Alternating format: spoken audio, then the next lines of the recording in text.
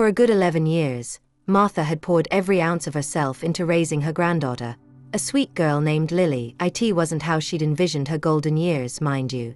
After her beloved husband Arthur had passed, she'd pictured quiet mornings with a cup of Earl Grey, tending her roses, perhaps finally getting around to that cross-stitch project gathering dust in the spare room. But life, as it often does, had other plans. Her daughter Carol, Lily's mother, had always been a free spirit, a whirlwind of youthful energy and a touch of recklessness. Martha loved her fiercely, that went without saying. But Carol's life had been a bit of a roller coaster, even after Lily came along. Then, one dreary Tuesday morning, the phone rang, shattering the fragile peace Martha had managed to piece together. Carol was gone. A car accident, the kind you read about in the local paper and shake your head, thinking, poor souls, never imagining it could strike your own family. Carol was only 27, still finding her way, and she left behind 9-year-old Lily. Martha remembered picking Lily up from school that day as if it were yesterday.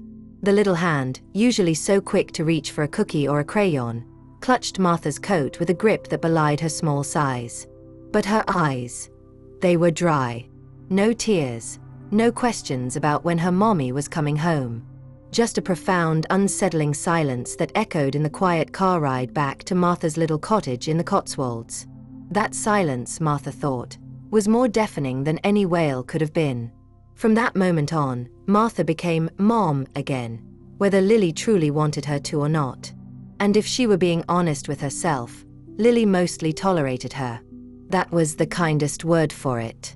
Martha made sure Lily had a hot breakfast every morning, packed a lunchbox with care, and when the school counselor suggested it, Martha didn't hesitate to arrange for therapy.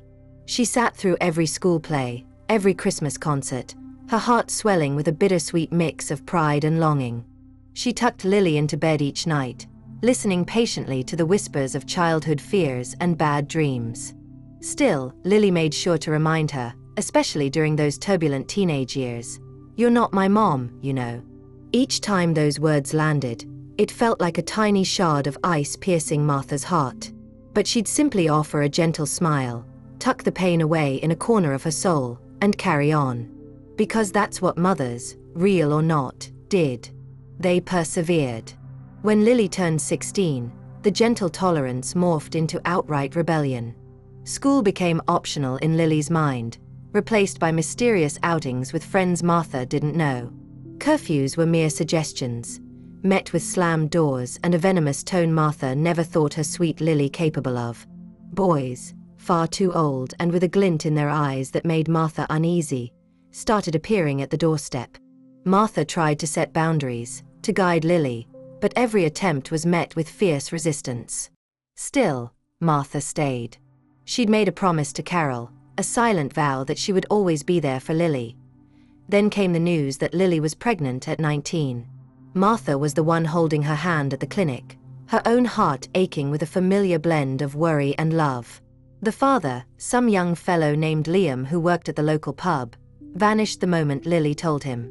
Lily cried for a week, great heaving sobs that tore at Martha's insides. Martha didn't utter a single, "I told you so." Instead, she brewed endless cups of chamomile tea, held Lily close when she allowed it, and whispered, "We'll figure this out, love. We always do." And they did. Martha found herself a mother all over again, this time to a tiny grandson named Finn. That little boy, with his bright blue eyes and infectious giggle, became a beacon of light in a world that had felt increasingly dim. His laughter echoed through the old cottage, chasing away some of the lingering tension. For a while, Martha dared to believe that maybe, just maybe, Lily would find strength and purpose in motherhood. She was wrong. While Finn grew, a happy, curious little chap, Lily seemed to drift further away. Holding down a job was a constant struggle. Waitress, shop assistant, dog walker, each role lasted only a few weeks before some excuse surfaced: a toxic boss, unfair hours, a bad back. Meanwhile, Martha quietly paid the bills, dipping into what remained of her retirement savings to cover Finn's nursery fees. She cooked, she cleaned, she did the endless laundry. When Lily brought home a string of questionable characters, men who stayed overnight and left empty beer cans on the porch, Martha swallowed her discomfort. Rocking the boat, she knew, would only make the already choppy waters even stormier. But even the most resilient ships eventually reach their breaking point. One crisp autumn afternoon, Martha picked Finn up from his little playgroup, and the teacher gently informed her that Finn had been hitting other children. It wasn't the first time. The teacher suggested that Finn might be reacting to instability at home. A cold dread washed over Martha. She knew what that meant. That evening, after Finn was tucked into bed with his favorite teddy bear, Barnaby, Martha sat Lily down at the kitchen table. She chose her words carefully, her voice soft but firm. She explained what the teacher had said, that Finn was showing signs of distress, that something needed to change. Lily's face twisted as if Martha had delivered a personal insult. "You think you're so much better than me?" Lily spat, her voice laced with resentment. "You weren't such a great mother to Carol, were you?" That one cut deep, dredging up old insecurities and unspoken grief. Still, Martha kept her composure. "Lily," she said calmly, "this isn't about me. It's about Finn. He needs us to put him first. I'm willing to keep helping, but we need some rules, some structure, a plan." That's when Lily said it, the words sharp and dismissive. "Stop giving your opinion. You don't get to tell me how to raise my son." For a moment, everything inside Martha went still. Not because the words surprised her. A part of her had been expecting something like this for a long time, but because she finally understood that Lily truly meant them. The years of sacrifice, the unwavering support, the quiet love. It had all been for naught in Lily's eyes. Martha stood up slowly, deliberately. She didn't raise her voice, didn't slam a teacup on the counter, didn't even shed a tear. She simply said, "Okay." Lily gave a short, disbelieving laugh. "Okay." Martha nodded, her gaze steady. "I won't say another word about how you raise Finn. But starting now, I'm done funding your lifestyle. The nursery fees are ending. You have 3 months to get a proper job, find your own place, and prepare to support your son." Lily stared at her as if Martha had slapped her across the face. Martha had never seen her so utterly stunned. "Are you serious?" Lily scoffed, a flicker of disbelief in her eyes. "Dead serious," Martha replied, her voice firm and unwavering. Then, without another word, she turned and walked upstairs, leaving Lily alone in the suddenly silent kitchen. That night, Martha lay in her bed, staring at the familiar patterns of the wallpaper in the moonlight. She had finally drawn a line she should have drawn years ago. It wasn't anger she felt, not really. It was something deeper, something akin to a quiet resolve. She was done. There was a vast difference between being angry and being finished. She knew the next 3 months would be difficult, perhaps even painful. But she also knew, with a certainty she hadn't felt in over a decade, that she wasn't going to let herself be a doormat any longer.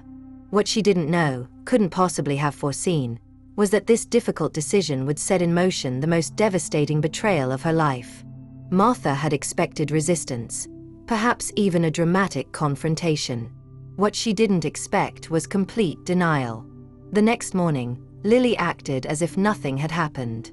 She sauntered into the kitchen, poured herself a cup of coffee, scrolled through her phone, and barely acknowledged Martha's presence. Martha sat across the small kitchen table in silence, sipping her tea, waiting, hoping for some sign that Lily had understood the gravity of their conversation the night before. It never came. 3 days passed, then a week. No sign of job applications. No change in Lily's routine. She still slept until noon, leaving a trail of dirty dishes in her wake, and spent hours on the phone, giggling and whispering with that new fellow, a charmer named Blake. Martha hadn't met him yet, but she'd heard enough of his smooth, overly polite voice during Lily's phone calls. It sounded rehearsed, like he was performing kindness rather than genuinely feeling it. Lily, however, lit up whenever she spoke to him, and that worried Martha more than she cared to admit. Meanwhile, young Finn seemed more irritable than usual. He'd snap when asked to tidy his toys, roll his eyes when Martha spoke to him. One afternoon, Martha found a drawing of his shoved under the sofa, A crude sketch of a little boy alone in a room, tears streaming down his face.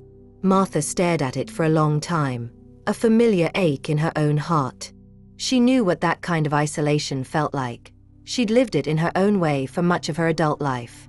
At the end of the second week, Martha gently reminded Lily that time was ticking.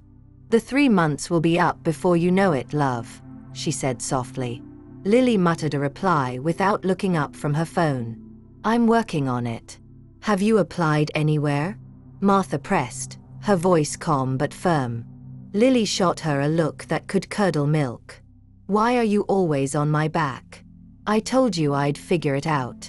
"You only have 10 weeks left, Lily," Martha reminded her, the worry creeping back into her tone. Lily stood up abruptly, pushing her chair back with a loud scrape. "Jesus, you're such a control freak." Martha didn't respond. There was no point. Every word she uttered seemed to become ammunition used against her. So she started pulling back, not just financially, but emotionally as well. She cancelled the automatic payments to Finn's nursery. She stopped paying for Lily's mobile phone bill. She even stopped buying Lily's favorite fancy biscuits from the village shop. Small things, perhaps, but symbolic. The fallout came swiftly. "You cancelled my mobile." Lily shrieked a week later, her voice echoing through the cottage. "Are you serious? I told you, Lily, I'm not funding your lifestyle anymore. How do you expect me to find a job without a phone? I'll give you a basic prepaid phone, just for job interviews. Use the house phone otherwise." Lily stormed off, slamming her bedroom door so hard that a framed photograph of Arthur and Carol tumbled off the wall and shattered on the floor. That night, Martha heard Lily crying in her room, muffled sobs that tugged at Martha's heart. For a fleeting second, she almost went to her, almost offered a comforting word. But she didn't. Finn deserved better, and so did she. Blake started coming around more frequently soon after. He was tall, always impeccably dressed in a button-down shirt, even on weekends. Too polished, too careful. He called Martha Mrs. Ainsworth, which felt more like a performance than genuine respect. His eyes were cold, but his smile never faltered. "It's a pleasure to finally meet you," he'd said, shaking her hand a little too firmly. "Lily has told me so much about you." Martha simply nodded, watching him closely. "Likewise," she replied, her voice cool. Lily and Blake whispered in corners, their heads close together, seemingly oblivious to Martha's presence. Finn, meanwhile, clammed up whenever Blake was around, his usual cheerful demeanor replaced by a quiet withdrawal. Martha even noticed his posture shrinking, his small shoulders seeming to carry a weight too heavy for his years. One night, Martha overheard them arguing in the driveway, Blake's voice low and hard, Lily's trembling. Later, Lily came inside, her eyes red and swollen. Martha wanted to ask, but she held her tongue. She had made a promise. No more opinions. Still, a knot of unease tightened in her stomach, and she started locking her bedroom door at night. As the weeks passed, the atmosphere in the cottage grew heavier, the air thick with unspoken tension, the walls seeming to close in. Lily wasn't applying for jobs. She wasn't trying. Martha realized with a sinking feeling that Lily was simply waiting her out, convinced that Martha would eventually cave, as she always had before. But Martha didn't cave.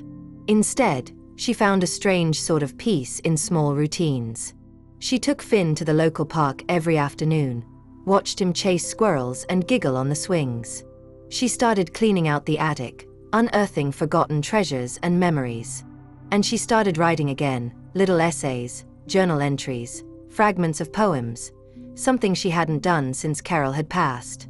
For the first time in years, Martha wasn't just surviving. She was slowly, tentatively, reclaiming herself. Then, with only 3 weeks left until Martha's self-imposed deadline, Lily changed. She started waking up early, cleaning the kitchen, even making proper pancakes for breakfast, not the frozen kind she usually relied on. She even offered a hesitant apology for being distant and asked if they could talk more. "I know I've been a mess, Gran," she said one morning, her eyes glassy, "but I want to fix things." I want to be better for Finn, for you. I really do. Martha didn't entirely trust it, but a small part of her desperately wanted to. The next day, Lily sat beside Martha on the sofa and pulled out her phone. Blake's cousin owns a little place in Cornwall, a bed and breakfast. He said we could go stay there for a few days. Just us. No stress, no pressure. I thought maybe we could take a trip, clear the air. Martha blinked, stunned. A trip? Just us two? Yeah, Lily said, her voice earnest. Like a reset. I want you to see how serious I am about changing everything. Every instinct in Martha screamed to say no, to be wary of this sudden shift. But there was something in Lily's voice, a vulnerability Martha hadn't heard in years, that tugged at her heart. Maybe it was guilt, maybe desperation. Hesitantly, Martha agreed to think about it. That night, Martha found Lily crying quietly in the hallway, thinking Martha was asleep. It was the first time in years that Martha had seen a glimpse of the little girl she had once raised, the one who used to sleep with a nightlight and ask Martha to read "Good Night Moon" 3 times in a row. For a fleeting moment, Martha allowed herself to believe that maybe, just maybe, they could find their way back to each other. She just didn't know, not yet, that this trip wasn't a reset at all. It was a setup. The days leading up to the trip were unusually calm. Lily was different. She was up early, making breakfast before Martha even came downstairs. She helped Finn with his homework, asked Martha about her day, even folded laundry without being asked. Every once in a while, she'd pause in the middle of a conversation and look at Martha, really look at her, as if trying to reach back into some long-forgotten memory of who they were before everything fell apart. Martha desperately wanted to believe in this change. Blake didn't come around as much during those days. Lily said he was busy making arrangements for the trip, calling his cousin in Cornwall, coordinating everything. Martha stayed quiet, observant. She wasn't ready to let her guard down completely, but the facade was convincing, perhaps too convincing. The morning they were supposed to leave, Lily seemed nervous. She double-checked their train tickets, repacked her small suitcase twice, and kept asking Martha if she felt all right, as if she were walking on eggshells but trying to smile through it. At the train station, Blake was waiting to see them off. He hugged Lily longer than necessary, whispering something in her ear that made her nod quickly, her eyes wide. Then he turned to Martha and said, "Have a wonderful time, Mrs. Ainsworth. You deserve it." Something about the way he said it, the almost too sincere tone, unsettled Martha. Martha didn't sleep much on the train. Her body never fully relaxed, and when they arrived in the quaint Cornish town, she felt an ache she couldn't quite name, something between dread and a primal instinct screaming for her to turn back. The so-called bed and breakfast wasn't what she'd expected. It was quiet, tucked away behind high stone walls with a heavy wooden gate.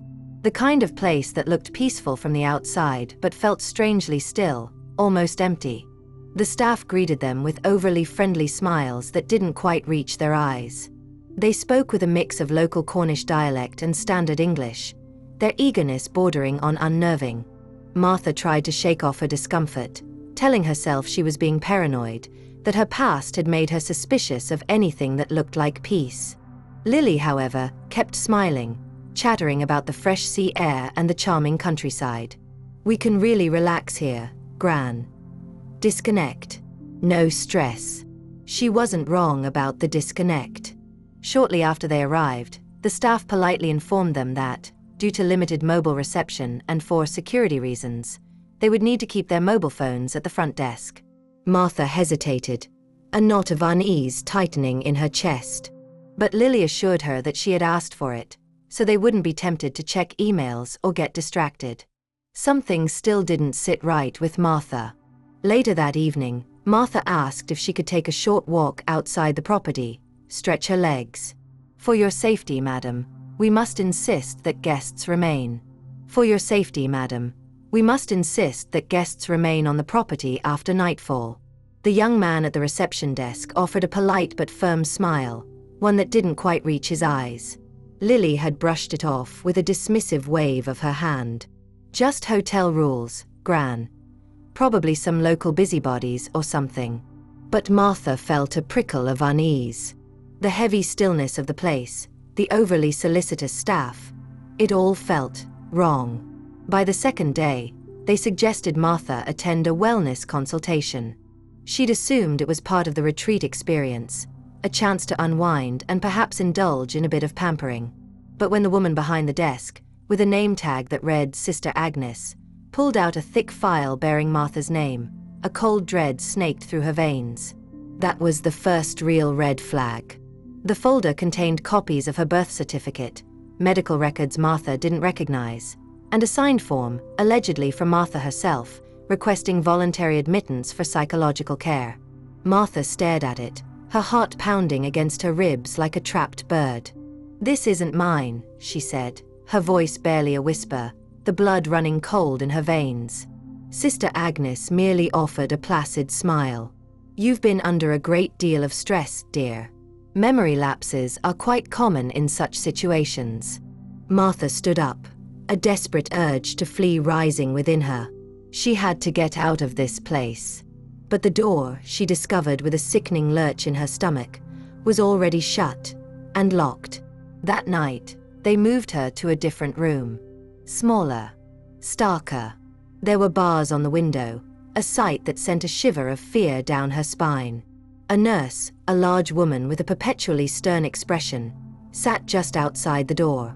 Martha didn't see Lily again. The days that followed blurred into a nightmarish sequence. They drugged her, not heavily enough to render her unconscious, but enough to keep her disoriented, her thoughts sluggish. Martha, a woman who prided herself on her sharp mind, felt like she was wading through thick fog.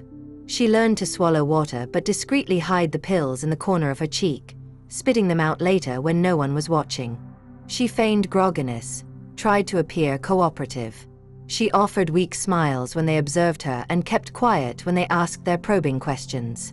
But inside, a silent scream of terror echoed endlessly.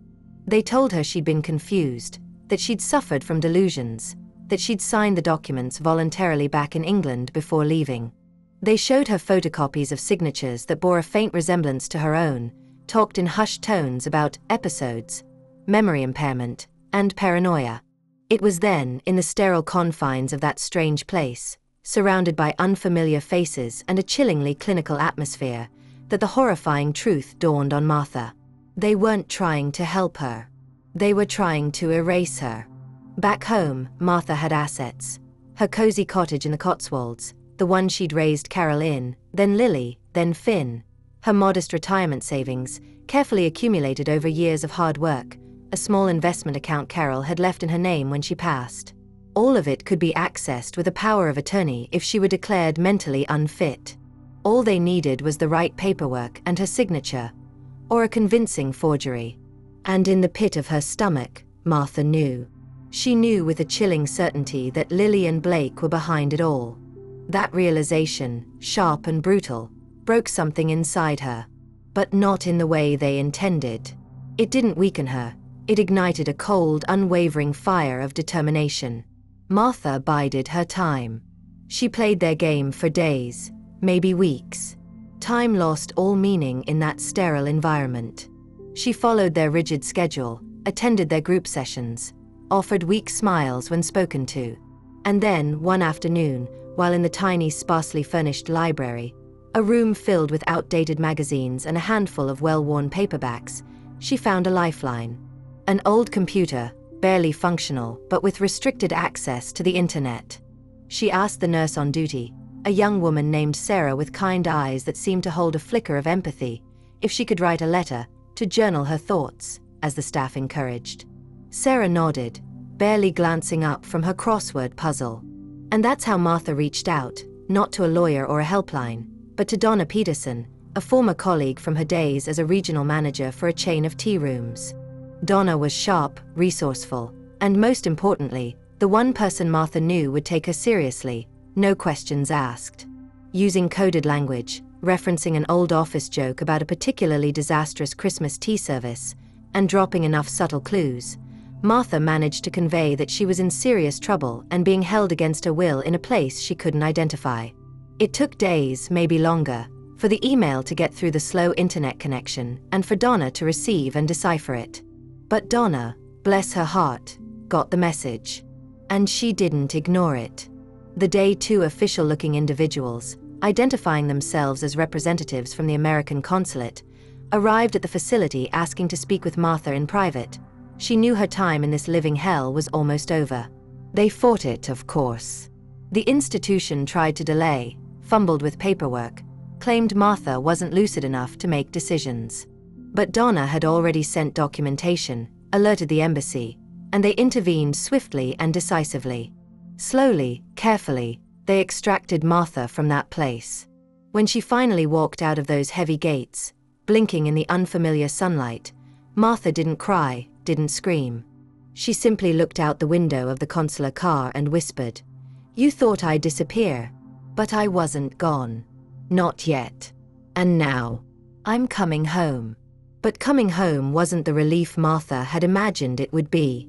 When the wheels of the plane touched down on the tarmac at Heathrow, she'd expected a wave of peace to wash over her, a sense of crossing a finish line and leaving the nightmare behind. But that's not how trauma works, she'd learned. It clings to you, a shadow that walks beside you, a knot in your stomach, a tightness in your chest. The customs agent barely glanced at her. Martha didn't blame him. She was thinner, paler, and hadn't slept a full night in weeks. Her hair, once a vibrant silver, now held more streaks of white, and her hands trembled slightly as she reached for her passport. The address she returned to wasn't her home anymore, not legally. Donna had arranged for a solicitor she trusted, a kind-faced man named Mr. Davies, to meet her at the airport. He handed her a thick envelope filled with documents, his eyes soft with pity. "Mrs. Ainsworth," he said gently, "I need to prepare you. They've done a great deal in a very short amount of time." Martha nodded, even though she wasn't truly ready for what he was about to tell her. Her bank account had been emptied. Her beloved cottage in the Cotswolds, the place filled with memories of Carol's childhood, Lily's teenage years, and Finn's first steps, had been sold. Her trusty old Mini Cooper, a gift from Arthur years ago, was gone. All under a forged power of attorney that Blake and Lily had filed with a notary, using Martha's driver's license, the one Lily had conveniently taken from her purse the night they arrived in Cornwall. "They even sold some of your furniture," Mr. Davies added carefully, his voice hushed. Martha didn't speak for a long time. She simply looked out the window at the grey London sky and asked him to take her somewhere quiet. He brought her to a women's shelter in the city, a place of quiet anonymity. Not because she had nowhere else to go. Donna had immediately offered her spare room, but because Martha needed the silence, the anonymity. She needed to think. She hadn't allowed herself to fully feel the anger in that sterile facility in Cornwall. Survival had been her only focus. Now, in that tiny room with a stained ceiling fan and a cot that creaked with every breath, she let it in. A raw, burning rage mixed with a profound sense of betrayal. She cried for Carol, for the broken promise she'd made. She cried for Finn, for the instability he'd been subjected to. And then she cried for herself, not because she was penniless, but because everything she had sacrificed, every compromise she'd made to keep Lily afloat, to protect her from the world, had been twisted and used as a weapon against her. Martha spent 2 days in that shelter, surrounded by the quiet strength of other women who had faced their own storms, before Donna arrived with a bag of new clothes, a basic laptop, and a pay-as-you-go mobile phone. "It's time to fight, Martha," Donna said, her voice firm, her eyes blazing with righteous anger. Martha simply nodded. The first thing they did was hire a forensic document analyst. Within days, he confirmed what they already knew in their hearts. The signatures on the power of attorney were forgeries. The medical records used to justify Martha's confinement were fabricated, some cobbled together from old, irrelevant documents, others completely falsified. The notary who had witnessed the fraudulent documents was already under investigation for other similar activities. Blake and Lily had created an entire legal illusion, and it had almost worked. They filed a lawsuit, not just civil, but criminal. Fraud, financial abuse of an elderly person, identity theft, conspiracy. Lily and Blake didn't even attempt to deny it when the police showed up at their rented flat in Bristol. Blake, ever the smooth talker, crumbled under pressure almost immediately. He told investigators that Lily had pushed him into it, that it was all her idea. But his trail of emails and voice messages painted a different picture. He had handled the logistics, contacted the facility in Cornwall, moved the money. Lily was arrested a day later outside a nail salon, her expression more one of annoyance than remorse as the officer read her rights. It was as if Martha was the one who had inconvenienced her. The trial didn't take long. The evidence was overwhelming. The forged documents, the wire transfers, the notary's lies, even voice recordings Donna had painstakingly recovered from old voicemails Lily had left on Martha's landline. They were both found guilty, not just of the financial crimes, but of unlawful confinement. The fact that Martha had been held against her will in another country added significant weight to the charges. Lily received a 5-year sentence with the possibility of parole after 3. Blake got 7. And Finn. Dear little Finn had been staying with a temporary foster family while the case unfolded. Martha hadn't been allowed any contact, not until the court reviewed everything and determined that she was mentally and emotionally fit to care for him again. Martha would never forget the day she stood before the judge, her hands trembling slightly, and asked to be his guardian once more. She brought everything: old school reports, photographs, notes from his teachers, even the little letters he'd written to her in his childish scrawl when he was younger. She even brought Barnaby, his beloved teddy bear, a bit worn and missing one eye, but still a comforting presence. "I don't want to replace his mother, Your Honor," Martha had said, her voice thick with emotion. "But I want to give him something she couldn't: safety, stability, and love that doesn't come with a price." The judge granted her full custody that afternoon. And just like that, Martha was a mother again. Finn was quiet when he came home to Donna's spare room, which had been lovingly prepared for him. He didn't ask many questions. He just hugged Martha hard and long, his small arms wrapped tightly around her waist, and whispered, "I missed you, Gran." Martha didn't let go for a long time, holding him close, feeling the fragile pieces of her world slowly beginning to mend. They started fresh in a smaller, rented house in a different part of Bristol. Martha bought second-hand furniture, clipped coupons, learned to stretch a pound further than she had in decades. It didn't matter. She had Finn. Every morning, he'd sit across from her at the kitchen table, the same table where Lily had once sat with her cold eyes and dismissive attitude, munching on cereal. And every night, Martha tucked him into bed with the same words she'd once whispered to Carol: "I'm here. I've got you. You're safe." But safety, Martha knew now, didn't come from locks or alarm systems. It came from truth, from choosing peace over fear, from never, ever letting someone convince you that love should cost your dignity. And Martha was just beginning to reclaim hers. The small, rented house in Bristol wasn't much to look at. A single-story brick affair with a slightly overgrown garden and a wobbly fence. It lacked the charm of her Cotswolds cottage. But it was theirs. Or rather, it was hers and Finn's. And after everything they'd been through, that simple fact held immeasurable weight. There was a rather unruly apple tree in the back garden, a far cry from her beloved roses, but it reminded her of her childhood in upstate New York. The first week, Finn and she picked a basketful and attempted to make apple crumble from scratch. It was a tad too tart, but Finn declared it tasted like autumn sunshine. Martha remembered laughing, a genuine, unburdened laugh, for the first time in what felt like an eternity. Still, Martha remained vigilant. She watched everything: Finn's every behavior, every reaction. He'd been through a trauma too, more than his young mind could fully grasp. One night, she found him standing in the hallway, wide-eyed, clutching Barnaby, his teddy bear, as if his life depended on it. When she asked what was wrong, he whispered, "Is Blake going to come back?" Martha knelt down, held him close, and said, "No, love. He's gone. No one's going to hurt us anymore." Finn nodded, but the fear in his eyes lingered. The next day, Martha enrolled him in the local primary school. It wasn't the private academy she'd once envisioned for him, but the staff seemed kind, and there was a dedicated school counselor.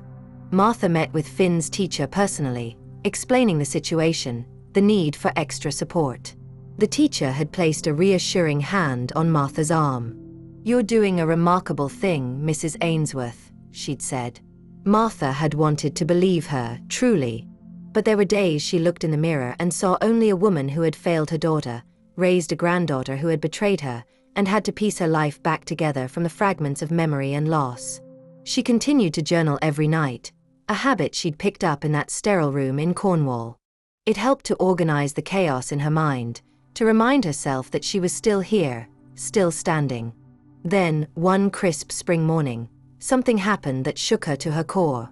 She was clearing out some old boxes from a storage unit, the last of her belongings that Donna had managed to salvage before Lily and Blake sold everything off, when she found a sealed envelope with Carol's familiar handwriting on it.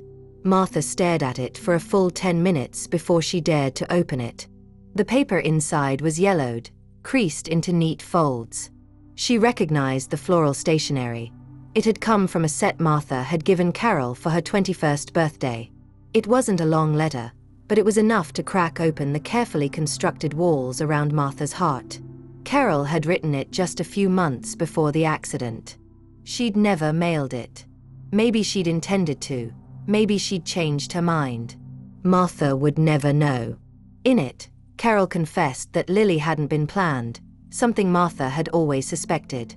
But the raw honesty that followed was harder to bear. Carol had considered giving Lily up for adoption, overwhelmed, alone, unsure what kind of mother she could be. "I was never strong like you, Mum," Carol had written, her handwriting shaky. "And Lily knows it. She feels that distance. I see it in her eyes, and I don't know how to fix it." She went on to say that she'd always known Martha would step in if anything happened, that Martha was more of a mother to Lily than she had ever been. "I just hope one day she sees that." Martha folded the letter, pressed it against her chest, and wept. It didn't excuse Lily's betrayal, but it gave it a context, a shape. It gave shape to Carol, the daughter who had always seemed to drift away but somehow still knew the depth of Martha's love. And it gave shape to Lily, who had inherited more than just Carol's striking blue eyes. She had inherited her pain, her confusion, a legacy of women who had never quite learned how to receive love without pushing it away. Maybe that was Martha's fault. Maybe she hadn't been enough. Or maybe she had tried too hard to be everything, leaving no room for Lily to become herself. That night, Martha placed the letter in the bedside drawer. She didn't show it to Finn, not yet. He was doing better, drawing again, talking more, asking innocent, heart-wrenching questions like, "Do you think Mum will ever come back?" And, "Did she love me?" Martha answered with honesty and care.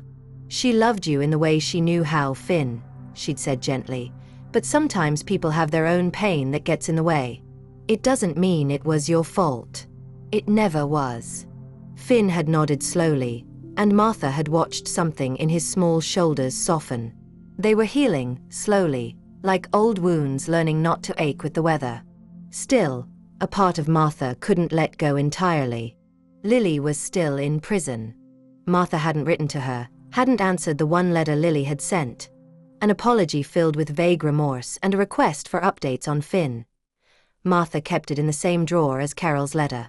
Some nights, she'd lie in bed and wonder what kind of woman Lily might have been if things had been different, if Carol had lived, if Martha had been tougher, softer, if love had simply been enough. But those were questions that led nowhere. What Martha knew now was this: she had survived betrayal, she had survived exile, and she had walked through the fire, not with rage, but with a quiet resolve. Lily may have tried to erase her, but Martha was still here. And she wasn't done yet. Time passed in a strange, uneven rhythm after the trial. Some weeks felt like a blur of school lunches, therapy appointments for Finn, and endless grocery lists. Others stretched on endlessly, especially when the silence in the small house reminded Martha of all they had lost. Finn adjusted faster than Martha had dared to hope. Children, she realized, possessed a resilience adults often lacked. He started making friends, his laughter echoing through the house once more. His teachers sent home glowing reports praising his progress. But Martha still caught him staring out the window sometimes, His lips pressed tight as if trying to grasp a memory just beyond his reach, a memory without words. He didn't ask much about Lily after that initial flurry of questions. He seemed to accept, with a quiet understanding that belied his age, that it was just the two of them now. Martha, on the other hand, couldn't help but think about Lily every day. She was in prison, and Martha couldn't decide if that thought brought her comfort or a strange sense of unease. There were moments, brief and unsettling, when she'd open the drawer where she kept Carol's letter and Lily's, and she'd just sit there, staring at both, wondering how 3 generations of women in her family had failed each other in such specific, painful ways. Then, one afternoon, the phone rang. It was a collect call from a correctional facility in Devon. Martha froze, the receiver heavy in her hand. Finn was upstairs, engrossed in a Lego project. Martha stared at the phone until the operator repeated, "Will you accept the charges?" With a deep breath, she said, "Yes." Lily's voice cracked as soon as she said, "Gran?" Martha didn't answer immediately. She could hear the echo of Lily's breath on the line, could almost picture her in a sterile room, her hand gripping the plastic phone. "I know I'm the last person you want to hear from," Lily continued, her voice trembling slightly. "But please, I just wanted to know how Finn is." Martha remained silent. "I think about him every day," Lily went on. "I know I don't deserve anything, but I needed to call. Just to say, I'm sorry." There it was again, that same carefully measured remorse from her letter. It didn't sound rehearsed, but it didn't feel whole either. "You didn't just hurt me, Lily," Martha said quietly, her voice firm despite the tremor in her hands. "You tried to erase me." "I know," Lily whispered, the admission barely audible. "I was desperate. I was stupid. Blake made it all sound so easy, like no one would get hurt." Martha let out a short, bitter laugh. "You really believed that?" "No," Lily admitted, a raw honesty creeping into her voice. "But I wanted to." The line went silent for a moment. "I didn't know how to be a mother," Lily confessed, her voice laced with pain. "I barely knew how to be a person. And I hated that you were better at it than me." There it was, the truth Martha had waited so long to hear. Not a justification, just pain. "I'm not calling to ask for forgiveness," Lily said, her voice softer now. "I just wanted to hear your voice. That's all." Martha didn't tell her about Carol's letter, that her own mother had written something almost identical years before her death, that this cycle of abandonment and resentment had been looping long before Lily had ever picked up a pen or Blake had whispered his poisonous ideas into her ear. Instead, Martha said, "Finn is safe. He's happy. He's okay." Lily cried then, soft, muffled sobs that tugged at something deep within Martha. Martha didn't join her. "I'll write if that's okay," Lily said finally. "I'll read it," Martha replied, offering no promises beyond that simple acknowledgement. When the call ended, Martha stood in the kitchen for a long time, the silence of the house pressing in around her. Later that night, she sat with Finn on the sofa, a nature documentary playing softly on the television. He leaned into her, his head resting on her shoulder, and Martha ran her fingers through his hair, just like she used to when he was a toddler. He didn't know about the call, not yet. But Martha knew that one day, she would tell him the truth, all of it. He deserved that much. They were building something together, something honest and new, and Martha wasn't going to let the ghosts of their past haunt them into silence again. The next day, Martha pulled out a fresh notebook and began writing everything down. Her story, Carol's story, Lily's story. Not for pity, not for revenge, but for Finn, so that one day, when he was old enough to ask the hard questions, he wouldn't have to guess at the answers. He would know exactly who they were and how they had survived. The first letter from Lily arrived 2 weeks later, postmarked from the Women's Correctional Facility. A plain white envelope with smudged ink. Martha sat with it for hours before opening it, her fingers hovering over the seal as if it might burn her. Inside, Lily's handwriting looked rushed, as if her thoughts had come faster than the pen could follow. There was no greeting, no "Dear Gran," just the raw start of something she probably hadn't said out loud to anyone. I've been having the same dream every night. Finn is standing on the porch, and I'm calling to him, but he won't come to me. He just looks past me, like he doesn't see me at all. And then you walk out behind him, and he runs to you. That's when I wake up." She went on to describe the prison, the noise, the cold, the pervasive grey of it all. She didn't complain, didn't beg. She wrote about a woman in her unit who had lost custody of her 3 children and never got them back. "She says it gets easier, the forgetting," Lily wrote. "But I don't want to forget. I deserve to remember." At the end, she asked Martha to tell Finn that she loved him. Just that. Martha folded the letter and placed it back in the drawer with the others. Finn and Martha were baking scones that night. He wanted to surprise his form tutor for her birthday. He cracked the eggs with surprising confidence and dusted flour on Martha's nose when she wasn't looking. "Gran," he asked, licking dough from his finger, "do you think Mum's okay?" Martha paused, watching him. "I think she's trying to be love," she said gently. "And sometimes, that's all we can do." Finn nodded and went back to decorating the scones with sprinkles. Martha still wrestled with how much to tell him. What was too much? What was not enough? He was 12 now, sharp and intuitive. She could see the wheels turning in his head when certain things were left unsaid. So she didn't lie, but she didn't give him everything either. Not yet. That weekend, Martha brought out an old box from the attic, one of the few things that had survived Lily's purge of her belongings. Inside were photographs from Carol's childhood, her university years, the baby shower Martha had thrown when Lily was born. Finn sat beside her, curious. "Who's that?" he asked, pointing to a picture of Carol laughing, a milkshake in one hand and sunglasses too big for her face perched on her nose. "That's your mum's mum," Martha said softly. "My daughter. She looks like Mum." "She does." Finn was quiet for a moment. "Did she make mistakes too?" Martha looked at him, startled by the weight of the question. "Yes, love," she said. "We all do. But she loved you before you were even born. She just didn't always know how to show it." Finn nodded slowly, then reached into the box again. "What's this?" he asked, holding up a small, threadbare stuffed animal, a lion with one button eye missing. "That," Martha said, smiling, a wave of bittersweet nostalgia washing over her, "was your mum's favorite toy when she was your age. She called him Mr. Brave." Finn held it gently, as if it might fall apart in his hands. That night, he asked if he could keep it in his room. Martha said yes. The next few months passed without dramatic change. Lily wrote every couple of weeks, sometimes pages filled with her reflections, sometimes just a single poignant line.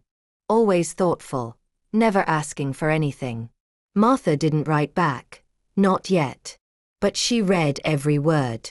The anger was still there, the hurt a dull ache in her heart, but slowly, something inside her was softening. Not forgetting, never that, but bending in a way that allowed her to breathe a little easier. Then, one spring afternoon, Martha received a letter, not from Lily, but from her caseworker. Lily had been accepted into a re-entry program for early release, contingent on good behavior, counseling, and completion of her vocational training. She'd be eligible for parole in 6 months. Martha sat with that news like a heavy stone in her lap. Could she face Lily again? Could Finn?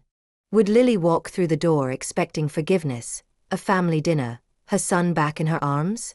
The thought sent a chill down Martha's spine. She spent the evening pacing, called Donna, who said exactly what Martha needed to hear. "You don't owe her anything, Martha," Donna said firmly. "But maybe, just maybe, there's something bigger at work here. Something generational that needs to end." Donna was right. Martha pulled out her journal that night and wrote a single sentence at the top of the page.